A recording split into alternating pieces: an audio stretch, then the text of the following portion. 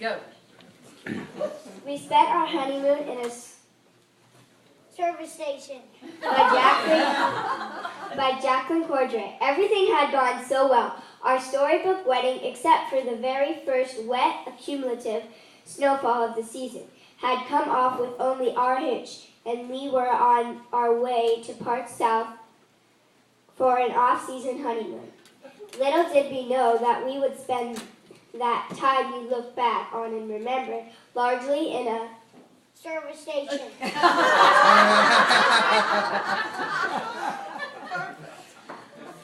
Leaving West Virginia for our Outer Banks destination in North Carolina, we visited our first friend on the road, aka Service station.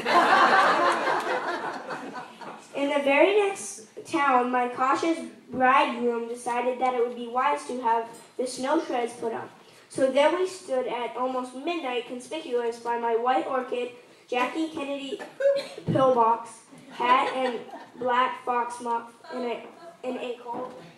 Service station. While a young attendant changed our tires in a hurry, then made a declined offer to give the honeymoon car a quick wash job. We arrived finally at our first night destination and fell into bed. Dead tired to awaken in the morning to a flat tire, caused by that hurried tire change. It had resulted in a punctured tooth. I should explain here that our car, although 3 years old, was brand new to us at the time, and of course bore the image of a shiny black limousine carrying us to utopia. Well, I stood at the lodge window watching while my one-day husband repeatedly jacked up our new car, and the jack just as quickly gave way and fell to the ground. Eventually, he conquered the thing. Repairs were made on the tire while we were at breakfast, and we left town about the time we should have been stopping for the night. But the worst was yet to come. Because we had lost so much time waiting for tires, we decided to drive late across the mountains and into Virginia. So we gave up a leisurely first day married honeymoon dinner, grabbed a hamburger and a milkshake at Dairy Queen, and headed for the next date. Just as we were in the middle of nowhere, we spotted a chunk of peaceful-looking snow in the middle of the road, and just as soon heard a what seemed like world-shattering scraping that we were sure must have taken off the whole bottom of the car. After some worried moments and the dual conviction that our honeymoon was over right there in the dark on the top of the mountain, Bud, my husband, crawled under the car and pulled out a pretzel-shaped tailpipe, tossed it over the hill, and got out the jack again. When he had the rear end of the car lifted above the troublemaking snow-covered rock, I drove the car off the jack, sure that I would certainly keep going all the way down the mountain for 7 or 8,000 feet. Son's husband. When we roared into the next small town with dragging muffler, there was one small service station open, but one that we were glad to see for a change. The owner's supply of wire was limited to about a foot's worth, but between my husband's and the service station attendant stretching, it did the job okay, and we went on. Leaving stop number 2, the next morning in the rain that seemed to be following us southward, we discovered it was time to stop to get air put into that problem tire again. To top off our carefree trip, so far, the windshield wiper blade on the driver's side, of course, kept sliding off, necessitating a stop for pushing repairs about every 2 miles. We went on like this to Norfolk, rain pouring down and wipers sliding off all the way. We got in early for a change, comparatively anyway. So we dressed and started out for a decent dinner. Well, it happened again! At the intersection which I was sure must be the busiest in Norfolk, that blankety-blank tire went flat. No. Service station. In sight. Just an empty lot, the rain coming down with a force next to flood stage. amid cursing and sneezing by my disgusted spouse and a very dampened feeling and a flood of tears on my part. The tire was changed once more and left at a service station. overnight.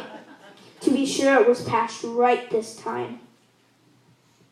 Well, that was the understatement of the year. The next day's travel of our service station tour took us out of the city area and into the wide open spaces of North Carolina. And then that tire went down again. Figuring that this was our trouble for the day, we laughingly located a small service station and decided to invest in a new tube. What we'd spent on repairs and tips for fast service already could have bought too. And while we were at it, we played big spenders and installed a new wiper blade too. At last, our troubles were over. Our destination, although only for a few hours, was Ocracoke Island in the Outer Banks. It was off-season, but it was beautiful and practically all ours. That is, until we had to summon the Coast Guard to the rescue.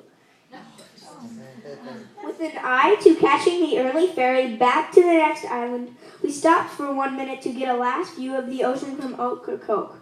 Bud, obliging his bride, decided to drive as close as he could. As he started to back up a sandy ramp that said for four-wheel drive vehicles only, I said, "You better not," but it was too late. We were bumper deep in sand with no visible meanings of getting out. 2 hours later, after a nerve-wracking ride back into town in a very old Jeep that happened to come along and a ride back in a Coast Guard power wagon that pulled the car from its sandy bed, we caught that ferry. By now, we were in nothing short of a hurry just to get home. But my husband is one of those men who plays games with that E mark on the gas gauge.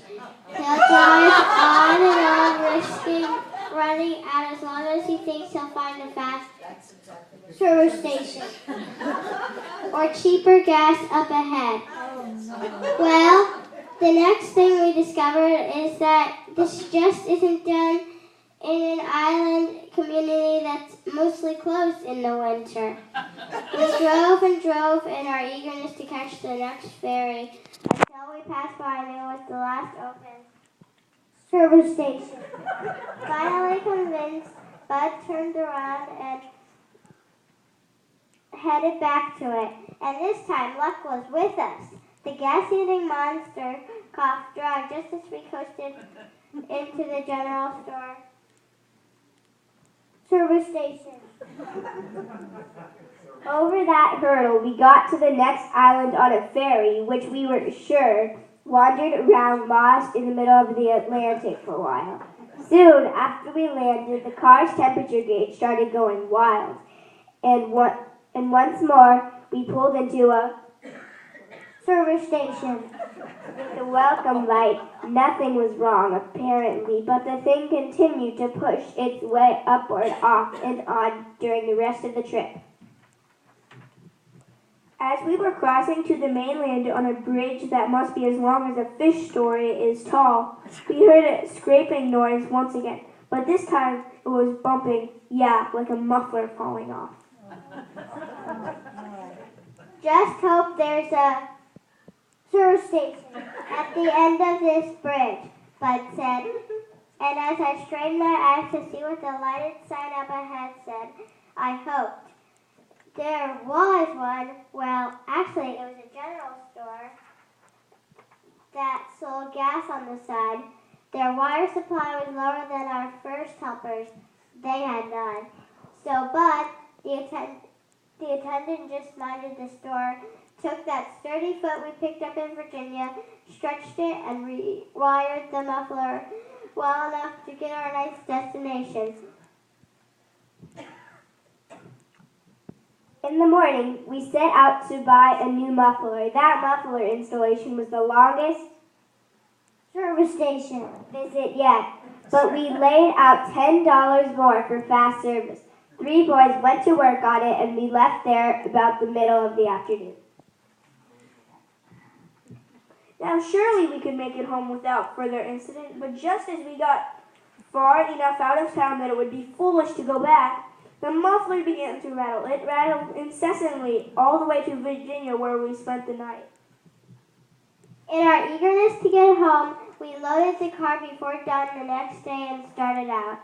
About 5 a.m., we stopped the car About 5 a.m., we stopped at another in our long list of service stations to get the rattle fixed.